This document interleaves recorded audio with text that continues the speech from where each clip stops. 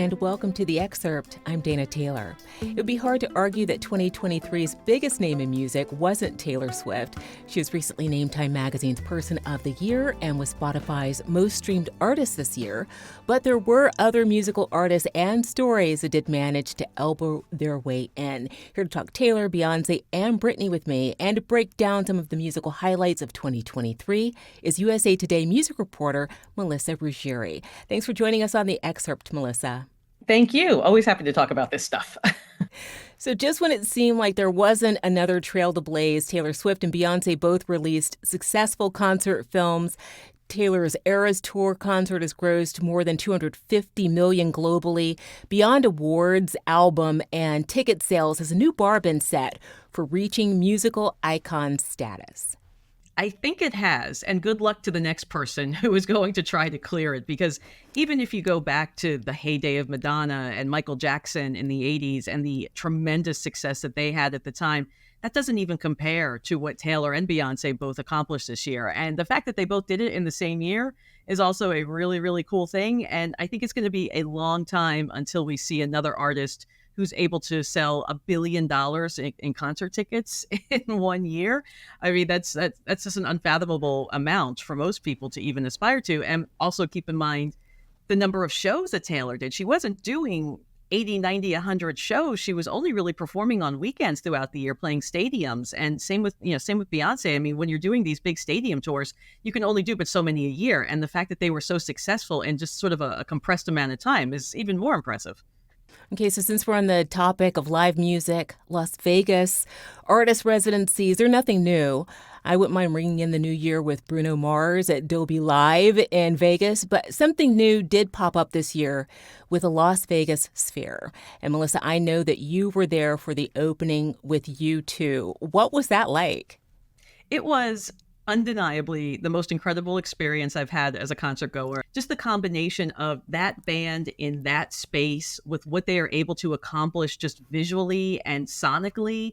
It's just really, it's so hard to even explain to people because it is sort of like being in an IMAX film, except you're at a concert and everything's live in front of you, and just the energy in the room and the way that it was designed so that the sound is just isolated to where you are.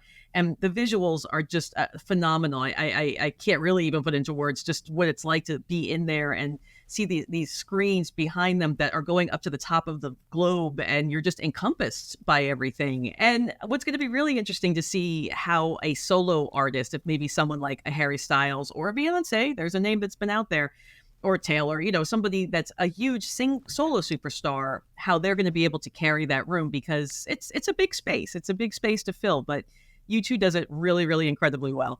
So the Rock and Roll Hall of Fame induction ceremony was held in November. It's always a terrific bridge from the past to the present in terms of performances. Chris Stapleton, Olivia Rodrigo, and H.E.R. all took the stage. Was there anything about this year's induction ceremony that stood out to you as a can't-miss moment? Missy Elliott. She closed the show and she just electrified the place. It was actually one of the more subdued Hall of Fame inductions, I think. And I don't know, if that had anything to do with the inductees or the performers, but it wasn't until the very end when Queen Latifah came out to induct her and then Missy took the stage, because, we don't really get to see Missy perform that often.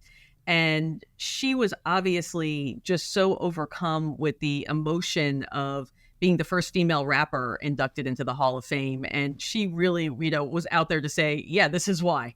This is exactly why. And it was just such a fun performance. She came out into the audience and, kind of walked through while she was performing. And just it was a full concert production, which she did. Whereas most of the other performances, while they were all lovely, it was more, kind of just a set and people playing on it. Whereas this was, the pyro, the lights, everything that goes along with a big arena production, that Missy really brought it. And I think, everybody walked out of there on such a high note just because she was just like the perfect way to close that show for sure. All right, so one of us read it, one of us did not. Melissa, what did Britney Spears share in her tell-all book?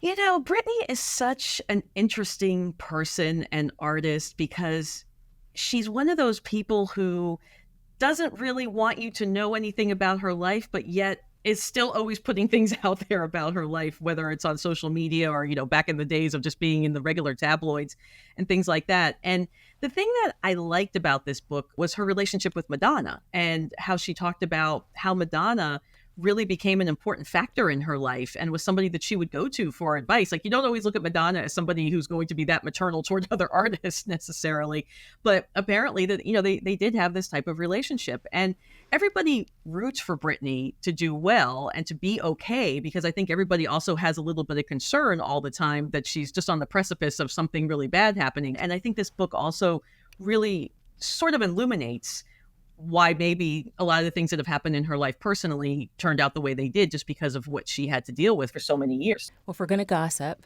we might as well go down the Taylor Swift and Travis Kelce rabbit hole. Not serious about that, although they were the hottest couple of 2023. What I do want to talk about is Taylor's vault. What did she release this year, and do you think that there's anything left? Well, we had 1989 that came out most recently in October, and I think it moved something like 3 million copies its first week, which is the biggest selling one of her reissues that she's done. She also did Speak Now earlier in the summer. And next, she only has 2 left, by the way. She only has Reputation and the self-named Taylor Swift album to do. From what I understand, these albums have been done. They've already been recorded. So it's just a matter of when she chooses to release them. And I would be really surprised if we don't see them in 2024, because she's going to be busy on the road again, touring the world. So it's not as if she's going to be recording any new music or have time to record new music. So at least, these are some more breadcrumbs for fans.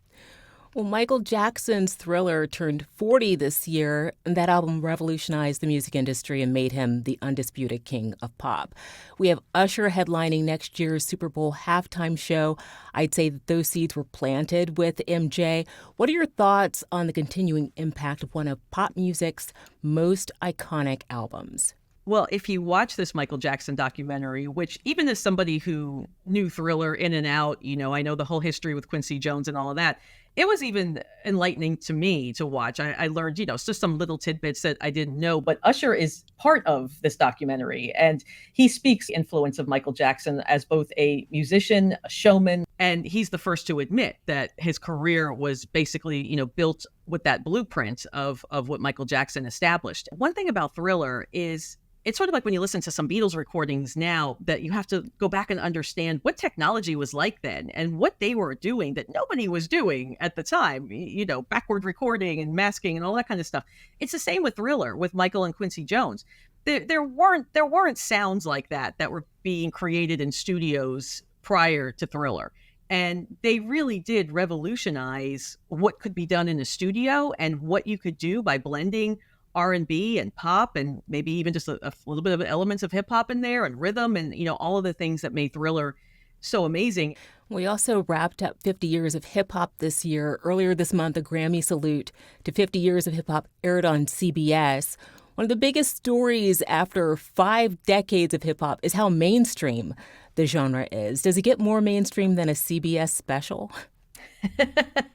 That's very true. When you're bringing it to the homes of people who watch CBS on a regular basis, you've crossed into another demographic, which is a great thing, because I think it was a great educator for a lot of people. You may have had a lot of older viewers who might have a certain, expectation of what pop is, but of it and where it originated. And one thing I really loved that came out of this anniversary was the sort of looking deeper into how women factored into hip hop, because in the very beginning, as with most music genres and lots of things, men were the primary spotlight. They were the primary ones in the spotlight, whereas women didn't come along until, mid to late 80s. And it was a fight. I mean, well, Roxanne Shante, but, those are women who really had to claw their way into a genre that was putting up a brick wall in front of them every time they tried to do anything. And when MC Lyte came out, and then you had, Queen Latifah, Salt and Pepper, I mean, all of them, they really just revolutionized and paved the way for, the Nicki Minaj's and the Cardi B's and the Megan Thee Stallions and, all the people who are out there today, all these women who are just killing it. And you look back to when hip hop started, and that was not the case at all.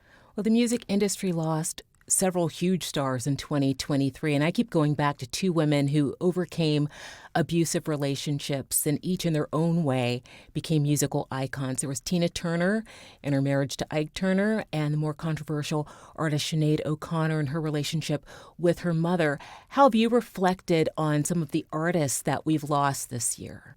We kind of say this every year because so many of the artists that we of a certain generation grew up with are now at the age where they are, getting older, getting sick, dying, no longer performing. And when you look at, a Tina, a Sinead, a Jimmy Buffett, just some of the, big names that we lost, it's saddening, but then you also do have to look back at what they brought us. And Tina in particular, when you look at the influence that she's also had, you look at Beyonce, she's the first person to tell you, what Tina Turner did for her. You look at someone even like Billy Joel and people in his band, we'll talk about the influence of Tina Turner. So it's a very vast range of people that she influenced. And when you saw her Broadway musical that came out a couple of years ago, I think that also really helped show people what she dealt with. Because again, you heard about Tina's story. You may have read her book. You may have seen some of the interviews over the years where she talked about the abuse and escaping Ike in the middle of the night to run across the highway in Dallas with, $5 in her pocket, basically, and to get out of that relationship. And the resilience that she showed was something that it doesn't matter if you're a musician or a teacher or an architect, that, you can look at that and go, wow, if someone can overcome that and become what she became, then you really have no excuse to try a little bit harder in your own life. Well, best of lists for 2023 have been all over the map. SZA's been on most of the lists that I've checked out. Did you have an earworm song of the year? And what's been your top musical moment of 2023 overall, Melissa? Olivia Rodrigo had another outstanding year. You dig back to the Beatles releasing what is likely, I'm sure, their last song that you'll hear the four of them on. There were lots of things that popped up.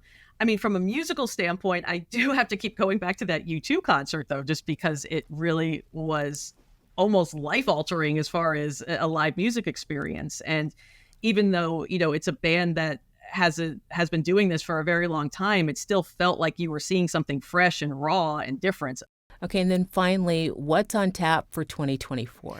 Well, we've got some rock things coming out in 2024. Green Day has a new album coming out in January, and then they're doing a big stadium tour in the summer that, it's the anniversary of two of their albums, of American Idiot and Dookie, which is hard to believe that those are, 20, 30 years old now, but they are.